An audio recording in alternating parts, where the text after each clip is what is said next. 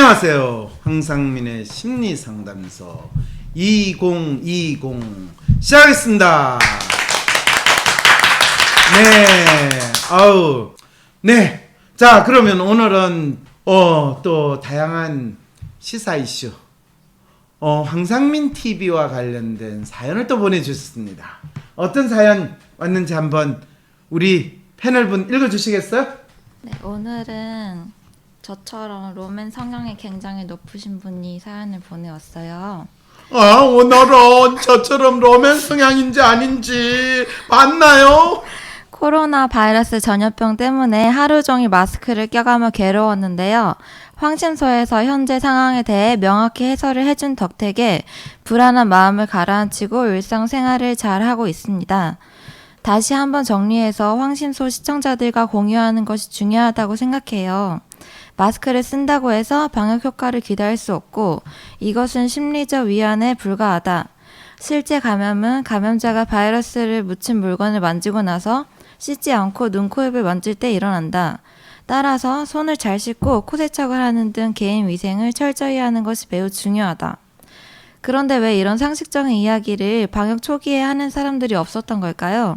중국 내 감염이 빠르게 증가했던 것은 중국인들의 비위생적인 생활 습관에서 기인한 것이고, 심지어 병원 내 감염이 중국에서 많았던 것은 의료 시스템의 후진성을 드러내는 것이라고 크게 말한 사람이 왜 없는지 이해하기 어렵습니다. 전문가라는 사람들이 뉴스에서 앵무새처럼 마스크 쓰고 조심하라는 얘기밖에 안 했다는 사실에 화가 납니다. 온 나라를 마스크 대란으로 몰아넣은 지 한 달이나 돼서야 조금씩 건강한 사람은 자가 면역으로 치료가 가능하다는 발표가 나오네요. 마스크를 씀으로 인해서 시민들 사이에 공포가 확산되고 불안한 마음이 오히려 개인 건강에 영향을 미칠 수 있다는 메시지를 황심소를 통해 듣고 나니 지금의 사태가 우스꽝스럽게 느껴집니다. 동시에 저는 모스크바 여행을 했던 기억이 떠올랐어요. 지하철역과 주요 건물을 들어갈 때마다 가방 검문 검색을 하던 러시아 경찰을 바라보며 파시즘이 책 속에만 있는 게 아니구나를 생생히 느꼈습니다. 여행할 때 이질적으로 느꼈던 것을 왜 한국에 와서는 이상하다고 느끼지 못했나 곰곰이 생각하는 중입니다. 설마 촛불혁명으로 세워진 민주정부가 전체주의적 모습을 보일 거라 생각하기 힘들었던 것 같아요. 불현듯 두려움이 엄습하는 밤입니다. 네, 불현듯 두려움이 엄습하는 밤입니다. 네, 그 목소리만으로도 충분히 두려워질 것 같아요. 네, 근데 이분 뭐를 알고 싶어가지고 지금 이 사연을 보냈을까요? 우리 공작가 뭐 할 말 있으면 해요. 우리 정부가 왜 마스크를 다 쓰게 만들고 거기에 대해 의심하는 사람이 아무도 없을까, 그런 의문이 생기신 분 같아요. 그거는 중국에서 마스크 다 쓰라고 그랬으니까. 중국을 바라보는 우리 정부는 마스크 쓰라고 그래야지 마스크 벗으라고 그럴까요? 우리나라 정부는 언제부터 중국 정부의 당국의 조치를 이렇게 잘 따라했는지.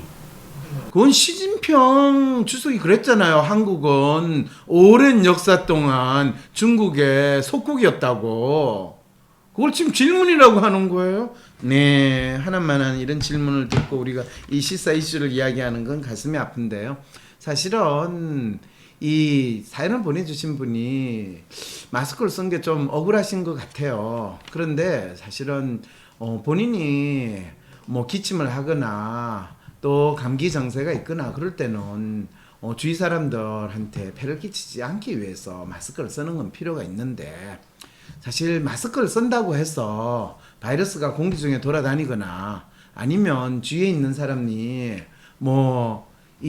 아무런 증세가 없는데 저절로 이 바이러스에 감염되는 거를 마스크가 막는 것은 아니거든요. 그런데 병원에서 일하는 의사라든지 간호사 입장에서는 워낙 잠재적인 코로나 바이러스 보균자일 뿐만 아니라 다른 질병, 특히 독감이나 이런 질병에 대한 이 보균자나 증세를 보이는 사람들이 워낙 많은 환경에서 일을 하니까 의사나 간호사는 본인이 작업복으로서 마스크를 쓰는 게 맞아요. 그런데 그 의사와 간호사가 지들이 작업복으로 마스크를 쓴다고 해서 일반 국민들이 마치 이 코로나 바이러스 방역 대책의 일환으로 마스크를 쓰라고 전문가이면서 이야기를 했다는 거는 그거는 그 병원에서 의사들이 본인들이 보이는 행동과 일상생활을 하는 이 시민들이 보이는 행동의 차이가 환경에 따라서 얼마나 다르게 나타나는 거에 대해 전혀 고려하지 않은 채로 이 마스크 쓰는 게 마치 코로나 바이러스 대비책이든지 이런 것처럼 이야기했다는 거는 참 우리나라 이 질병관리본부나 의료진들이 이 코로나 바이러스에 의한 이 폐렴 이 문제에 대해서 얼마나 무지하게 대응했던가. 그리고 그러다 보니까 이분들이 얼마나 불안한 마음에서 거의 어떻게 보면 별거 아닌 매년 겨울마다 있을 수 있는 독감 수준을 거의 독감보다 더 못한 병을 마치 죽는 병으로 만드는 국민들을 진짜 공포의 도가니로 몰아넣는데 일조를 했는가.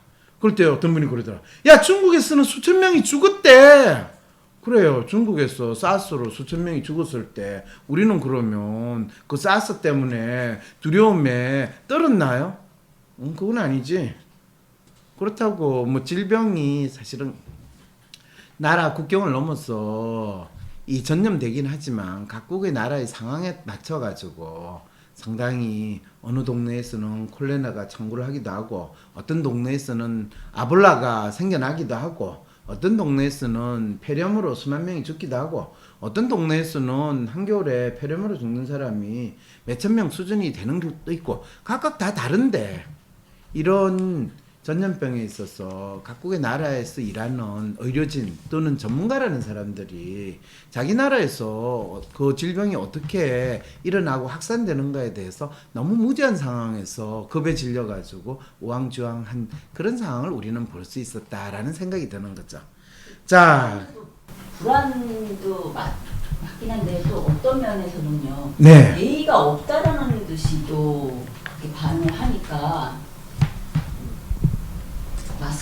마스크를 쓰는 것을 예의라고 믿는 예. 그런 상황이 있죠. 그거는 이제 일본을 본받는 그 마음에서 일본 사람들은 사실 마스크를 뭐 쓰고 다니는 게 사실 몇 년 이번에 코로나 바이러스 아니더라도 일본은 겨울철이 되면 거의 마스크 쓰는 사람이 길가에 훨씬 많이 보여요. 뭐 이전에 사스라든지 이럴 때 메르스 때도 우리나라보다는 일본 사람들이 더 특히 일본 관광객들이 한국에 와가지고 마스크 다 쓰고 다니는데 한국 사람들은 비교적 마스크를 덜 쓰는 그런 현상들이 있었거든요. 그러다 보니까 어느 순간에 뭐 동방예의지국이라고 이야기했던 건 몇천 년 전의 일이고 지금은 가장 이 예의가 땅에 떨어져가지고 엉망인 상황으로 진짜 개념 없고 예의 없이 산다는 욕을 얻어먹는 상황이 있다 보니까 그나마 예의 바르다고 믿는 일본 사람들이 하는 행동을 쫓아하면 그걸 예의라고 생각하지 않을까라고 하는 마음에서 아마 마스크 예절 이런 식으로 이야기가 나오지 않았나 싶어요.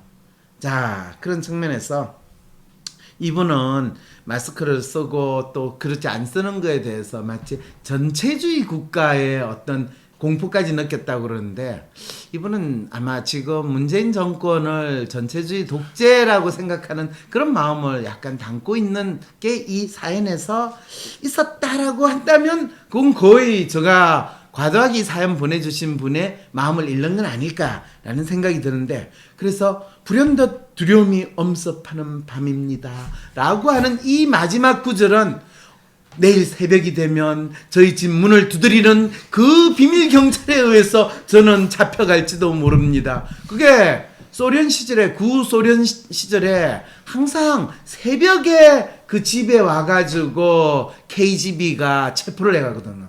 왜 새벽에 오냐? 새벽은 가장 그 집에 사람들이 방문하지 않을 시점에 그 집에 노크를 했다는 것은 그만큼 권력이 비밀 경찰이 사람들에게 있어 공포심을 극대화할 수 있는 상황이고 그래서 이 잠 못 이루는 밤을 만들어낼 수 있는 아주 놀라운 통치술이거든요. 그러니까 이제 이분이 그거를 그대로 해가지고 촛불혁명으로 세워진 민주정부가 전체주의적 모습을 보일 거라 생각하기 힘들었던 것 같습니다. 그런데 이분의 이 코로나 바이러스 방역을 제가 접하면서 그 밑바탕에는 사회주의적 전체주의 권력의 속성이 숨어 있다라는 것을 느낄 때 제가 구소련의 모스크바를 방문했을 때 그 경험이 다시는가 오늘도 잠 못 이루는 이 밤이 끝나고 나면 나는 어떤 비밀 경찰의 방문을 받을까 걱정하면서 밤새 악몽에 시달릴 것 같습니다. 이렇게 이제 사연이 끝나는 거죠. 여러분, 사연을 통해서 사람의 심리 분석이 이렇게 이루어진다는 거 느낌 오시죠? 네, 더 이상 이야기하면 저도 내일 아침이 좀 바빠질 것 같으니까 그 다음 사연으로 넘어가도록 하겠습니다. 네, 반복되는 문제에 답을 못 찾아 반포기 상태입니다. 회사에서 상사 동료와 틀어져 입퇴사를 여러 차례 하였고 일에서도 배제되어 업무 능력을 키우기는커녕 시간만 허비했습니다. 지금 들어온 회사도 마찬가지예요. 예전에는 회사를 관둬야 하나, 자존심 굽히고 들어가야 하나, 독고다이로 존버하나 고민이 많았습니다. 무엇을 선택해야 할지 허둥지둥되다 독고다이로 존버했고 잡일만 하다 회사를 나오길 수차례였습니다. 집에서 가깝고 연봉이 괜찮으면 묻지마 지원을 하고 입사를 했습니다. 돈을 벌기 위해 들어가긴 했는데 취업한 순간만 좋았습니다. 당장 돈을 벌지 않으면 안 되는 절박한 마음도 없었고 백수이면 안 돼서요. 지금은 업종을 아예 바꿨고 이곳에서 계속 일할 마음이 있습니다. 이 업종이 좋아서요. 이곳에선 사무직이긴 하지만 현장 사람들과 부딪히고 소통도 하고 생동감이 느껴졌습니다. 제가 혼자 일하는 게 맞는 사람이라는 생각이 깨졌어요. 업무적으로 소통하고 협업하는 즐거움도 알게 되었거든요. 일에 대한 책임감을 주고 더 진심을 다해 일하게 되더라고요. 긴 시간 계속 사람과 대면하고 부딪히는 건 힘들지만 적당하다면 저에게 활력이 됩니다. 지금 회사를 다니는 게 여의치 않으면 같은 업종의 다른 회사로 갈 거라서 전처럼 휘청이진 않아요. 전에는 뭐 하나 정한 게 없었거든요. 그저 전공을 살려야겠다는 생각만 있었어요. 지금 회사에서 원하는 것을 얻으려면 틀어진 동료와 대면해야 되는데 자존심이 너무 상합니다. 상사는 동료의 편이고 저는 더 폭넓은 일을 하고 싶은데 상황이 여의치 않아요. 잡일하고 싶지 않고 아무나 할 수 없는 일을 하고 싶거든요. 인정받고 싶어요. 그리고 제 나이가 내년이면 30살입니다. 지금 솔로이고 괜찮은 남자를 만나 결혼하고 싶습니다. 연애는 해야 하는데 어떻게 해야 할까요? 너무 외로워서 강아지라도 키워볼까 생각했습니다. 수차례 입양을 고민했는데 업무 시간이 길다 보니 강아지를 혼자 방치할 것 같아 마음을 접은 상태입니다. 주변에 신뢰하고 기댈 수 있는 사람이 있으면 좋겠는데 그럴 사람이 아무도 없습니다.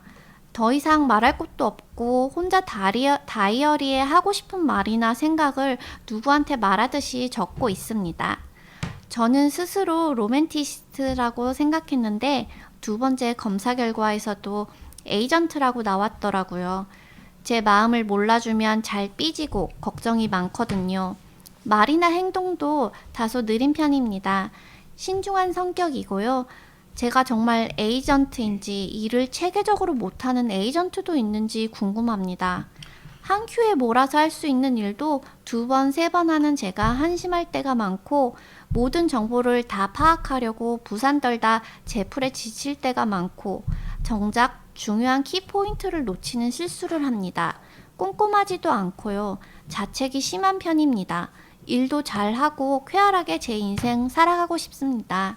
네, 일도 잘하고 쾌활하게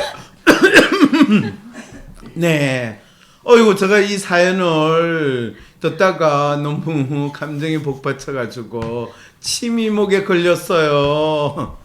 일도 잘하고 쾌활하게 잘 지내고 싶다. 이것이 바로 이분이 가지고 있는 문제이자 이분의 바람을 그대로 알려주거든요. 코로나19, 마스크 대란, 신천지, 경제 위축, 가짜뉴스와 부정확한 정보가 넘쳐나는 시기. 이런 혼란에 휘둘리지 않고 나 자신을 지키며 살아가려면 무엇이 필요할까요? 우리 시대 최고의 멘토, 날카로운 통찰력을 가진 황상민 박사님을 모시고 삶의 가치와 방향성을 찾아보는 삶의 가치 설정 워크숍을 준비했습니다. 4월 25일 토요일, 삶의 등대를 찾고 싶은 많은 분들의 참여를 기다립니다. 관련 문의는 위즈덤센터. 여러분들 본인이 직장 생활하면서 일도 잘하고 직장 동료들과 쾌활하게 즐겁게 잘 지내고 싶지 않으신 분 있을까요? 네, 그 말은 이분은 진짜 너무 직장인으로서 가장 이상적인 걸 원하고, 또 어떤 분이 댓글에 그랬네요. 로맨 에이전트 분이시네요. 네, 뭐 그 이야기 안 해도 이미 사연을 딱 보고 아시는 분, 이런 분들을 제가 뭐라고 그러는지 아세요? 뭐라고 그래요? 소 뒷다리 잡는 겨. 소 뒷다리 잡는다. 아이, 무슨, 아니 딱 사연이 진짜 정확하게 이분이 로맨 에이전트 맞거든요. 로맨티스트의 성향과 에이전트의 성향이 다 드러나 있어요. 그래서 이런 상담하시는 분들, 또 야매 WPI 전문가라고 이야기를 해요. WPI 황심소 많이 듣다 보면 WPI에 대해서 좀 알게 되잖아요. 사람의 마음을 읽는 거를 조금 알게 되잖아요. 그러면 한두 마디 듣고 대충 감이 있으신 분은 딱 알게 되니까 딱 사연 듣고 로맨 에이전트네 딱 이럴 때 얼마나 본인이 뭐 된 사람 같고 자기가 전문가가 된 느낌이 드는 거죠. 훌륭하세요. 근데 프로파일 딱 보면 사실은 이분이 이 에이전트하고 매뉴얼 만빵으로 나왔는데, 사실은 전체 프로파일 보면 로맨 에이전트거든요. 그리고 매뉴얼이에요. 그리고 이분이 회사 잘 다니다가 힘들어서 그만두고 또 다른 데 가고 하는 이게 반복되는 거는 에이전트 성향 때문에 그런 것이 아니라 로맨과 매뉴얼 성향 때문에 그러신 거예요. 근데 이분이 이상적으로 생각하는 거는 사실 로맨과 에이전트가 그대로 뚜렷이 나타나면서 더 재밌는 거는 본인이 로맨티스트와 트러스트가 일치하고 아이디얼리스트와 셀프가 일치되는 거예요. 그리고 매뉴얼이 높은 건 그대로 유지가 되는 프로파일을 보이고 있거든요. 이런 분은요, 자기 문제가 너 문제가 뭐다라는 거를 알려준다 하더라도 그거를 알고 싶어 하지 않으세요. 그럼 이분의 마음은 뭡니까? 간단하게 이분은 답정너세요. 내 문제에 대한 답은 정해져 있으니까 너는 대답만 해. 예라고 해. 그럼 답이 뭘까요? 회사 생활을 일을 즐겁게 하고 사람들과 잘 지냈으면 좋겠어요. 그런데 그게 안 되니? 네, 회사에서 상사 동료와 틀어져 입퇴사를 여러 차례 하였고 일에서도 배제되어 업무 능력을 키우기는커녕 시간만 허비되었습니다. 이렇게 되는 거죠. 그러면 이분은 일을 잘하는 분일까요? 못하는 분일까요? 모두 다 돌아가셨어요. 뭐 하시고 계시나요? 우리 패널분들, 방청석 여러분, 뭐 하세요? 오늘은 너무 생그로 생방송이 시작이 돼가지고 방청석 분들이 지금 다 죽었어요, 여러분. 네, 여러분들 댓글로라도 좀 이 방송에 참여해 주세요. 모두 까기로 한다고요? 이분은 참 도와주시는 건가요? 지금 뭐 하는 거예요? 네, 그런데 이분은 사실 자기가 회사를 그만두는 거는 자기가 일에서 배제돼서 업무 능력을 키우기는커녕 시간만 허비하고 무엇보다도 같이 일하는 상사와 동료가 틀어졌기 때문이다 라고 생각을 해요. 근데 재밌게도 이분이 회사에 밖에서 들어가죠. 처음 들어갈 때는 주위에 있는 상사와 동료들이 이분을 되게 좋아하고 잘 대해줘요. 왜? 상당히 로맨하신 분이고 저 열심히 하겠습니다 이러시는 분이거든요. 그렇잖아요. 로맨 성향이 있으면서 상당히 적극적으로 이야기를 하시는데 하루나 이틀 사흘째쯤 되면 많은 사람들이 띵 하게 돼요. 아, 누구씨 커피 한 잔 부탁해요 하면 도끼 눈을 탁 뜨고 네? 커피요? 저 업무 분장에 커피 타는 건 없는데요. 아 그렇죠. 네 죄송합니다 이렇게 되고요. 누구시 이거 결제 좀 받아오실래요? 네? 누구한테요? 저가요? 왜요? 결제를요? 그거는 저 일이 아니잖아요. 네, 맞아요. 이렇게 되면 어느 순간에 이거를 우리가 하기는 해야 되죠?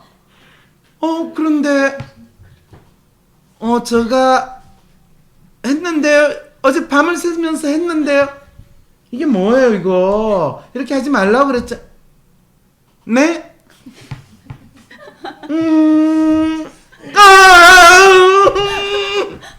왜요? 제가 거기 가느라고 얼마나 했는데.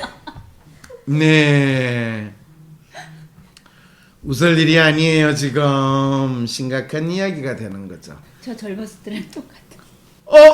박사님이 지금. 그래요? 예. 젊었을 때는 너무 똑같아요. 예. 아, 그래도 빨리 결혼하셨잖아요. 그러니까 이거를 30살 될 때까지 안 겪으신 게 얼마나 좋은 거예요. 오늘 가시면 구세주분한테 감사하다고. 당신이 그때 나를 구제 아니구나.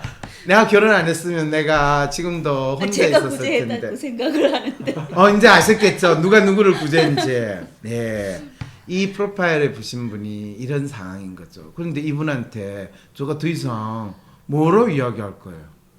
그러면 당신이 회사에서 누가 요청하든지 묻지도 말고 따지도 말고 그게 네 일이라고 하세요라고 하면 박사님 너무하세요. 어떻게 그건 부당해요. 저는 갑질을 참을 수가 없단 말이에요.